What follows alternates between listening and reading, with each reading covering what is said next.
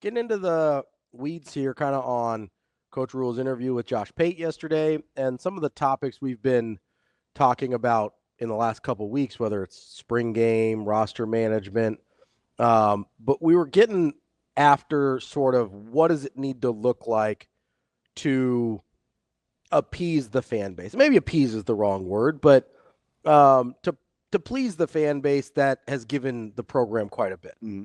And we've kind of gotten down to this, okay, well, how much does it need to look like football? And you asked me a question off the air, or on air first and then off air. Well, like, what if it looked like the 1890 practice in the fall? I'm totally good with that. That looks like football to me. I get it doesn't look like a football game. I want to okay, pause. Mm-hmm. How do you think people felt after watching the 1890 practice? Anybody I talked to enjoyed it. Are you being serious? I am, yeah. So the sense that I got was that was it? Yeah, that wasn't my experience with people. Again, different. Well, I don't know. I sat with you for a good chunk of the time. Yeah, most of it. I think most of the practice, yeah. So you're talking about like after? Because you and I mean, we were kind of nerding out a Yes. little bit. Yeah. Because, we're watching different position groups and skill work and one-on-ones and all sorts of stuff. And we were one of the few media guys that were on the other end. Yeah, Everybody was on whatever, the good players' end. But it wasn't really the good players. No, it was more offensive. Yeah. Because we were watching a lot of linemen on our end, which that's where I fell in love with Keona Davis. But well, that's where I fell in love with Mackay. Yeah. And so I liked that a lot. And the people I talked to that were Do there. you think, will that satiate? So I got something different from that. Okay. But if you feel like in your sphere that would suffice, like I don't think there'd be anything wrong with that. And I'll give you two different perspectives. Yeah. Okay. So JB, that's my guy in KC. He said anything to get people to come to the stadium to have a game day atmosphere for young fans that might not normally make it to the stadium. Kids might be more engaged with mini games and drills. Now that's on the heels of Lance saying, and I think they're talking about the same group. Mm-hmm. He said the spring game will affect young fans the most. I agree. So I agree. So I think Lance and JB, now coincidentally, they both have kids. Sure. And they're what I would call big fans. I famously do not have children, but the first Nebraska game I ever went to was a spring game. I think that's very common for young people in this state. And we've heard a lot of consternation and hand-wringing about the younger generation of Nebraska fans because of the struggles. I don't think you can afford to take away something that connects to the youth. I get it, but you know who that starts with? The parents. I get that. But you're going to make it harder for them, for their kids to be fans? I don't know. I don't know if that's harder. It is, because the spring game is a super affordable thing. It's still going to be it might be free. No, I get that. But I shouldn't even say that. If I'm not saying anything they haven't insinuated. I mean, Dannon said, hey, listen, we may charge, we may not. We don't know what the admission is. Like, they may do you a solid. Sure. And I asked you, I said, would you eat the line item? Because you can make it up someplace else. Now, you typically don't want to just erase a line item. No, but if you're giving the fans something and you're trying to be like, hey, this is a good replacement and you want to show people that for free, I get it. Now, let me give you the counterpoint. Yeah. Okay. This is from Rayshawn, because this is like 100% full disclosure. He's talking how I would feel as a player. Okay.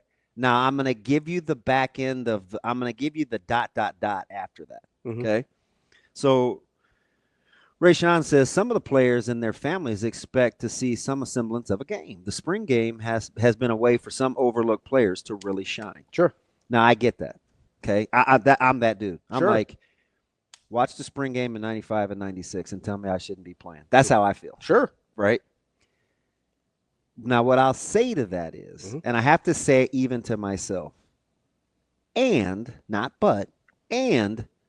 some of those guys will already know their role. Sure. So do you just want confirmation from the outside, or do you not care that they, as a coaching staff, as people watching, that want to receive that kind of structure? Sure. Do you care that they may already know their role? No, not necessarily. Listen. I understand spring practice or the spring game not being super useful from a football standpoint. Okay, because you really, as a I fan, get that. you want to move the program forward, right? You do. You have to next phase this thing. You got to go from I get it. 5 to 7 to the next phase. I get it. But can you support however that will look to the staff? yes. But here's the thing. You going butter, Ann? This is a but, I think. Like not Sir Mix-a-Lot, but it is a but. Is hot take. It's kind of overrated. No, it's anyway. Only okay. Like it's anyway. It's mostly like it's funny, but it's not, No, Sir Mix-a-Lot is great. Zip it. That's not even your favorite attribute, according to you. Well, rap? Yeah, that. It's really more of a ballad type guy. Okay. No, but here's the thing. So you're right. Can't you have a rap ballad? Yeah. Okay. Did you used to like Heavy D? Yeah, Heavy D was good. Heavy D sang a song that I like called "Don't You Know," and it was more a ballad. More ballad. Don't you know? Hey, babe, what's happening today? See, now that's fire right there. Or LL Cool J, "I Need Love." Yeah, there you go. When I'm alone in my room, sometimes I stare at the wall, and in the back of my mind, I hear my conscience call, telling me I need a girl that's as sweet as a dove. For the first time in my life, I see. No, not Biden. Okay. You know who needs some love though? Nebraska fans.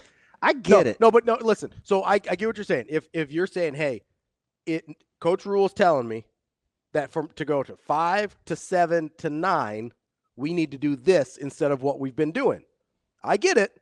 Are you sure? But then we damn well better get to 9. That's the problem. No, you can't do that. No, but that's the problem. No, it's not. Yes, it is. Listen, if you're a fan and you're like, hey, I've been doing this. You've been asking from me. I've been given. I've been a good partner in this relationship. How are you going to put that ultimate? They bet. No. Listen to my heart here, right? If you're going to tell me that, hey, we're going to do this to move the program forward, it doesn't have to be on concrete numbers, right? Then the program needs to move forward while doing that. If you're going to take away a thing that people like, a thing that gives back to those people, because the fans give all the time to move the program forward, right? The fans give a lot to move the program forward. Well, let's not act like they don't get their pound of flesh by vocalizing displeasure and things. I get it. They also have the right to not show up. They got more power than you act like. No, they're at the mercy, man. But we don't no gunpoint in 2025. No, there's not. But you don't want it to get to that point where they stop showing up either, right? Like you don't want to play that game. You don't want to play the shoot the hostage game. No, but you know what game you do want to play is sometimes you may have to. The spring game. That's the game I want to play. Maybe you have to take a step back initially to iron the whole thing out. That's fine. Right? If I'm going to give pushback about not having the app ready, right? And Bill's going to look at me and say, DB, trust the process. We may have to do this in the short term to get this in the long term. But when we roll it out, blank. And I'll be like, okay, I trust you. Yeah. Right? Because some of those meetings were kind of like, they weren't, it was. I mean, it's a big change. Yeah. It's a big change. No, I get it. It's a big change. So. But you trust the process. You trust the leadership. Well, not to get too much into this, but it is important because, I mean, people have to consume the content. But him coming here personally, like, set the whole stage for me listening. Sure. So. It's different than it comes in an email or a phone call or whatever, right? Yeah, and he's been consistent over the last year about the direction. Yeah. So I like conviction. Sure. I get that. Right? I like conviction. What did we hear Coach Rhule talk about yesterday? Hey, you got to double down. So that's what I'm in. You got to double down. That's my point. I get it. That's my point. I understand that. Sometimes but the mentality of a football team, a football coach, and then the fans. But what's right may not be popular at the beginning. That's totally fine. But in order to make it popular, at some point there has to be visible progress. Like you can just see the incremental steps that they're trying to build, right? Shane, do you have played the clip that you came? I want you to listen to this, and I want you to tell me who you think he's talking to. Shane played the clip again about close losses. right? Nebraska plays in a lot of close games. Mhm. Statistically, this is not an anomaly.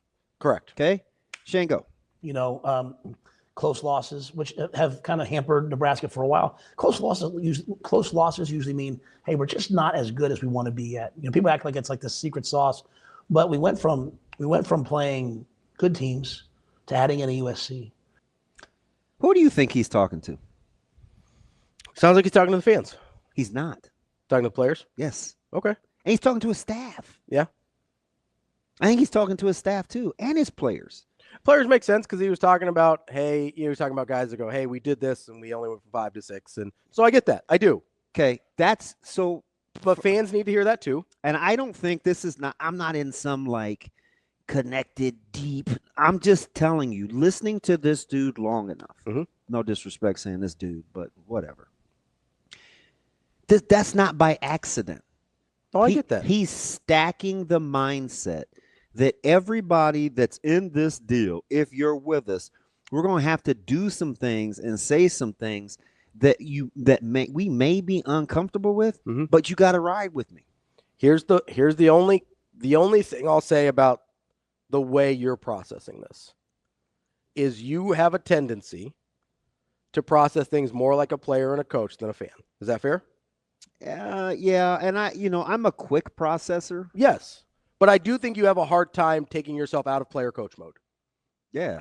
And I think in player coach mode, because I'm a fan last. No, I know but I'm a fan first. I didn't coach football. Like that's the only frame of reference I really have for football is as a fan. Right. So it's hard for me. That's why I don't discount that. And so I think what you're saying is true. I'm not even disagreeing with you. I do think there's a section of the fan base, and it's not because we're not bought in, Kobe. I think there's a section of the fan base that's like, wait, what? Yeah, he goes, Ravi doesn't get it, he's not bought in. Like, okay, that's a stretch, but whatever. There's Kobe just catching strays. Well, I mean, like if you've listened to the show for the last year and don't think either of us are bought in, I don't know what you're listening to, but that's fine. Isn't this your year or is next year your year? Yeah, next year is my year for the playoff. So okay. I said by the time Dylan's a junior, Nebraska's being a college football playoff, which literally nobody else in the state has said. So I don't know about not being bought in, but all right. I do like what he just said though. That's his clarifier. That the fans are he's saying, Ravi. Yeah. Kobe. They are bought in. They'll do anything that Rhule tells them. I get that. Okay. I do. I'm just telling you what his stance is. I'm not saying whether he's right or wrong. No, and I understand that. I don't have I'm listening. And I think he's right for the most part, but I also know towards the tail end of last year, after they go 5-2, and then things got not great for a while, that the support didn't feel as supportive as it did the year before. So fans just fanning. That's okay. I'm not going to judge that. I'm not either. But my point is, you have to be careful if you're going to take things away from them. That's my only point. You got to be careful if you're going to take things away from them. That's the workaround to coming back. Then you better win 9. If you're not going to give them something that looks like football in the spring, and I get it's not linear. No, I get it's not linear. Oh, that was coming. I get it's not linear. But if you're going to start taking some things away, then the results in the fall need to be there. But you're talking about a guy, and he's all into stuff like this. Shane, he loves this guy for his competitive. Now, I'm not talking about political takes. Shane, play the clip from Kurt Schilling. The Red Sox rivalry transcends sports. Being a part of that was certainly an attraction to all of this. I don't have a problem with the expectations. You're coming here to break the curse. Well, right, fuck curse. It's a curse of talent. We were just never talented enough to win. Right? F the curse. You just didn't have enough talent probably to win. There is no curse. This is what he's been trying to instill. In the same vein, I think, hey, we may have to do some things a little bit differently to get the desired outcomes we want. Sure. We've tried it the other way. I get it. Yeah. We've tried it the other way. But at the same time, right? Is this but or and? Because you keep saying but, and I feel like you're being dismissive. And you can't fake it. And but what a blandino. Oh, you can say douchebag now. We're not on the air anymore. I'm not real comfortable saying the D word out loud. Dean? I think it a lot. Okay. I do. I'm like, that. I think it a lot. That Dean Blandino. No. So here's the thing with me, right? I agree. Like, there's not a curse. I don't think Nebraska. That's the thing I got so mad about Scott Frost about was like, oh, Nebraska's snake bitten, and we've seen this movie before. It's like, no, you're the one directing the movie. You get to cast the movie. Like, this is not something that's happening to you. This is something you're doing, right? I get that. I'm on board with that. It has largely been. I don't know that I would say it's a talent issue for Nebraska in a lot of the losses. In some of them, it is. I think there's a lot of games Nebraska's been as talented or talented enough to win and just hasn't. Now, listen, you raise the talent level, you improve your chances. I get that. And I think he's going to up the ante for his staff. Sure.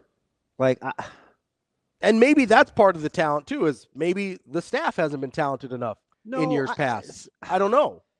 I get the sense, and this is right on the heels. Look at what your guy D. Lloyd said.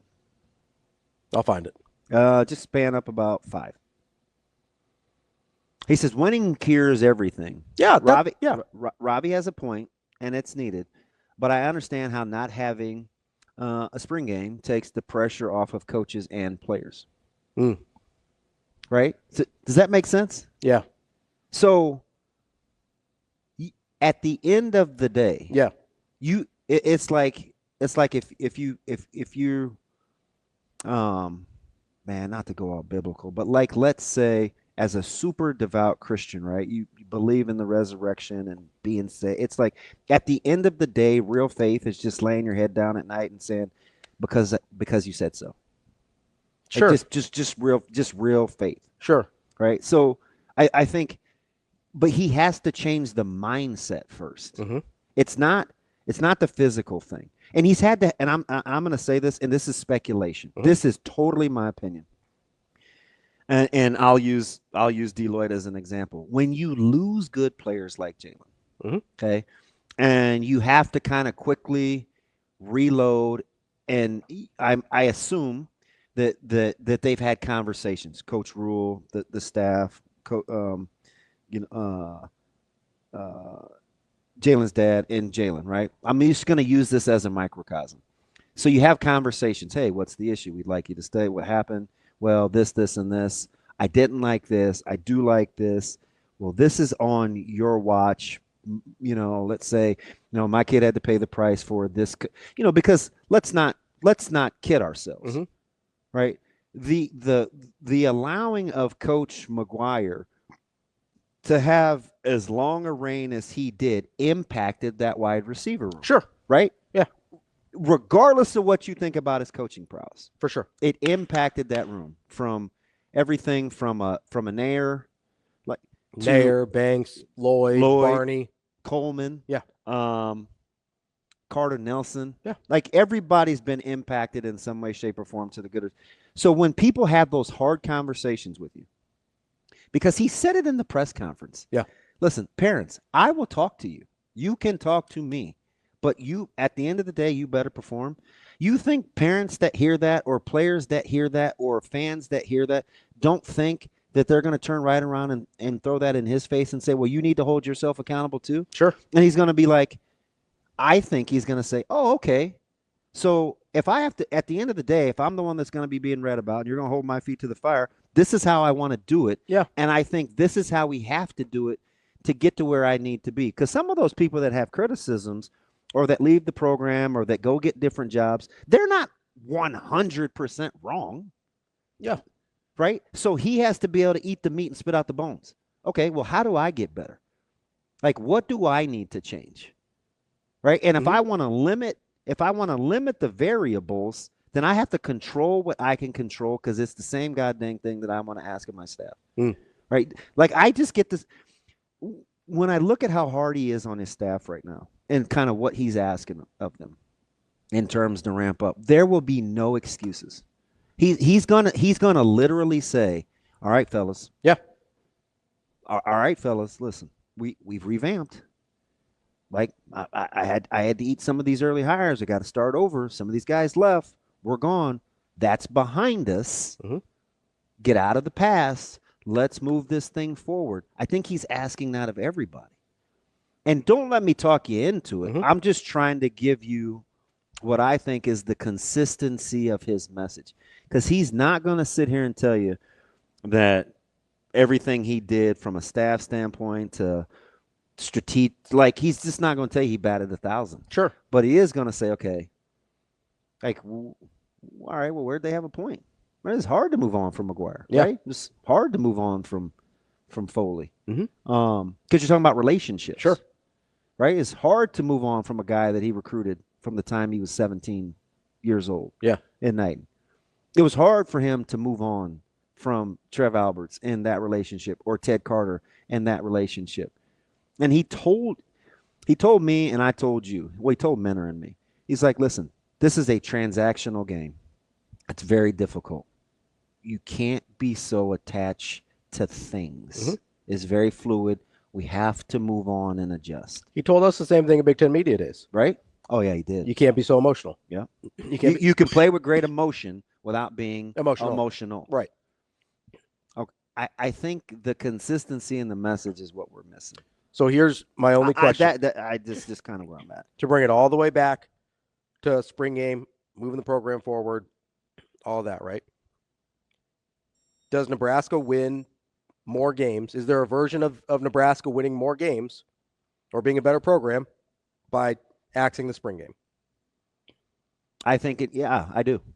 I do. So whatever positive you think that is it outweighed by giving up having 70,000, 60,000, whatever the number is, it's usually 50 plus at least, Nebraska fans in April for a recruiting weekend? Because that moves the program forward too. Like, can you weigh those things and say this one is worth sacrificing that? Yes. Okay. Because, well, here, let me tell you why. No, yeah, I'm listening. Because I think whatever the product is that you get on April 26th will suffice. Okay. And as long as it does, I'm fine. I think it will suffice. But I do think the overarching or the bigger picture is we've always done it. Like, don't you want them pushing? What do we love about Coach Hoiberg? Right? You just played Gavin Griffith. Pulling different levers. He's Yeah. trying to figure out what works. I get that. So doing something different and thinking about things differently on the fly is kind of what you want. Sure. Now, I get it. It can come across sometimes as desperation, but I certainly don't get that sense here. No. My question isn't about desperation. It's about what does it cost you on the other side? On the other side of the coin, what does it cost you? And if Coach Rhule said we've analyzed the risk reward here, we think the reward's better, I can live with that. Yeah. But then I'm gonna want to see the reward at some point.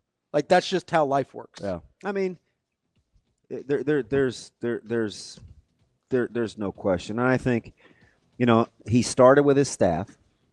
Okay, he made necessary changes. Mhm. You can make the case that they're better on paper than they were a year ago, and he knows that there's that certain amount of pressure on him too. Mhm. He's got to be better in game. Sure. They've got to be better in game.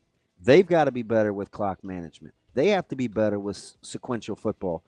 So the more variables that you can eliminate, the more you can isolate the real problem. I think at the end of the day, you'll want that. I totally agree with that. Kobe, I'm going to come to your question next because no. I've been into a pretty deep conversation kind of spurred by Coach Rhule's comments on Josh Pate yesterday. And go ahead. Look like you had something you were going to. It just is interesting. He's so stinking consistent. I don't even know if he means to be. Well, he said get galvanized and go on a run like Ohio State did. Like,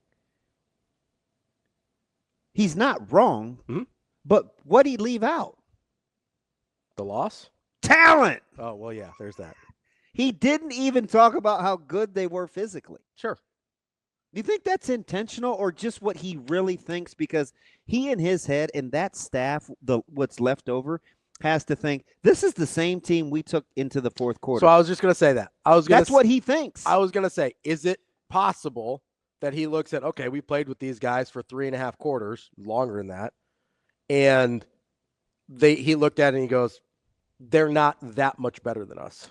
You know what? I don't think that's what. Okay, so sure, that might be. Let's get Maybe he wouldn't say it that way, but sure. Do you know what I think he thinks?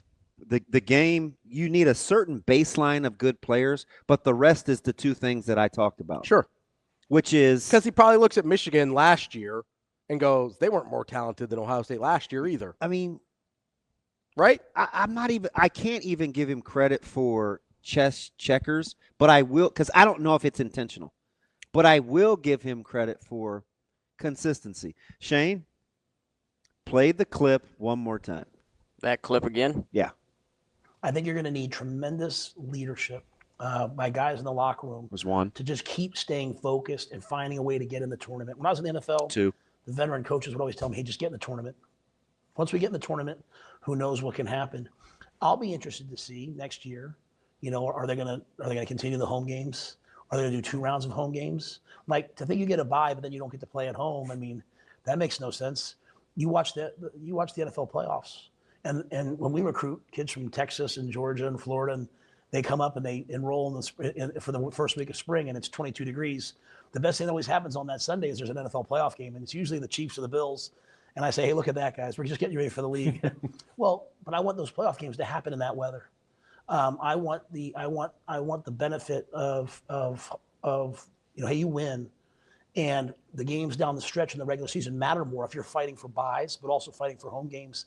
And those home games are in the weather. And then let the rounds after that be the bowl games. So I think it's a study of everything.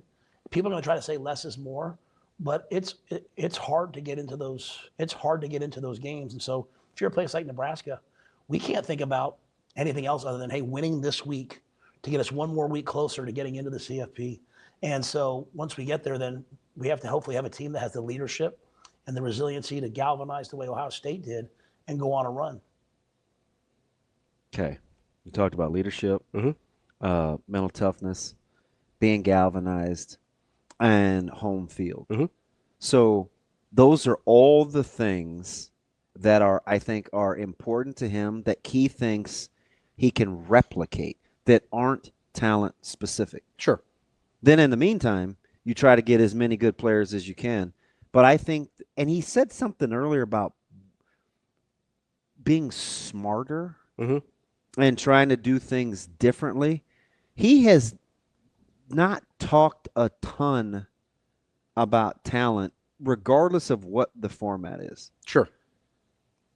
No, I think there's a couple things there. One, I think he genuinely likes his roster.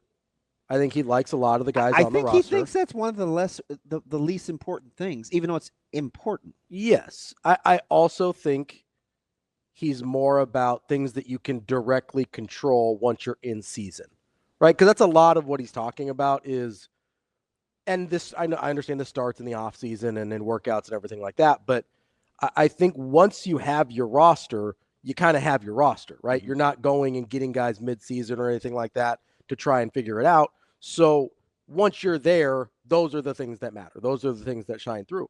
But, I mean, the Michigan-Ohio State thing is a really good example. At any point over this 4-game losing streak, have you thought that Michigan's more talented than Ohio State? No.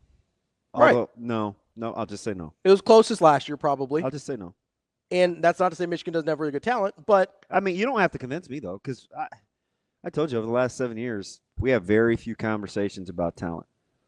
yeah, Well, at the end of the day, I don't think that's been Nebraska's problem. I give you the checkbook example, right? Yeah. You look at your checkbook and you see where all the money goes, and that's really what's important to you. Yeah. When you look at the end at these games with Nebraska, how many times do we actually talk about the other team's talent? Not very much. Which means it can't be very important to us. Or we don't think it's the issue, right? So- and I tend to agree. But I wanted to get back to something Kobe said here, right? I'm Because trying to figure out, why do people keep bringing? So, I don't know. I go ahead. You can ask Kobe, because I want to ask Captain why. I don't know if he and Game Dog are the same person or they're different people, but why do they keep bringing up Coach Rhule's win percentage? I think context matters in terms of jobs that you take sure, and how you do within those jobs. I made this argument for Mike Leach not being in the College Football Hall of Fame. So you should just stop coaching, or less merit, or I don't know. Like, is he not good? I don't get that. So maybe that's a different discussion. Yeah, I don't, especially within this discussion, I'm not really sure what the context is. It's just I don't know, but okay. But I want to get back because we're talking about spring game and the reasons not to do it and whatever. And Kobe says if tampering wasn't an issue in college football, then you'd be right. But any school can just offer a kid your roster more money and they leave, then your roster is screwed. Let me ask you this question. Me? Everybody. But you're the one sitting here, so sure. All right, Tim Miles. Everybody. Everybody. How many guys left Nebraska of consequence after the spring game last year? Everybody. I don't know. Probably not many. I can't think of anybody of consequence that would have played last year. Mhm. So, and that was on TV. That's the example Coach Rhule has used a few times. He has used it as an example of, hey, our roster was poured over and it was on TV a million times and all this stuff. I don't think anybody of consequence left last year. So I'm having a hard time having that be the reason. And if it is the reason, just don't put it on TV. Do you know what I think a lot of it is? What's that? Is I think nationally Mhm. and in his peer group, which is how you speak at the Broyles Award, I think people trust his evaluations. I agree. I think he is respected within the community. Very much so. Mhm. And I think his peers think that he's good at what he does. And I think they think he has a good sense of the direction of the game. So the two coaches that I told you about, the two respective schools that were recruiting Caleb at the time 2 years ago, Mhm. two schools that won a ton, said, well, that has our interests. Yeah. Like that's a good hire. The hiring of Rhule got their attention. Yeah. Yeah. Yeah. Yeah. And these are the two head coaches. So that lets me know that it just doubles down on the respect thing. Mhm. So, and I say that to say, look at all the guys.